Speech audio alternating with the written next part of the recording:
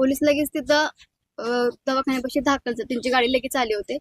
तिथून आम्ही police station आलो. सरांना बारामतीला हलवण्यात आलं. इथून त्याच्यानंतर आम्ही पोलीस स्टेशनमध्येच होतो तरी पोलिसांनी आम्हाला खूप सहकार्य केले. काल पंचनामा होता त्यांच्या निवासाने, की त्याची घटना घडली तिथे पंचनामा होता.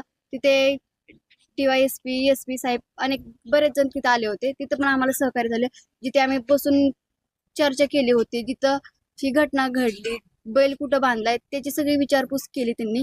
परत पोलीस स्टेशन मध्ये आल्यानंतर तरीही तिथं त्यांनी आमची विचारपूस केली. तर ते म्हणले आम्हाला तुम्हाला न्याय भेटेल, पण माझी एवढीच इच्छा आहे की ज्यांनी हे केलं आम्हाला स्वतःहून तिथं बोलवून घेतलं, तो सगळं मिटून सगळं आम्ही जायच्या वेळेस त्यांनी पाठीमागून हल्ला केला. त्याच्यामध्ये माझ्या मुली देखता त्यांनी तिच्या वडिलांना हल्ला केला. याची खूप त्याच्यामुळे त्यांना शिक्षा झालीच पाहिजे. फाशीची शिक्षा झालीच पाहिजे. त्यांना गौतम काकडेंना फाशीची शिक्षा झालीच पाहिजे.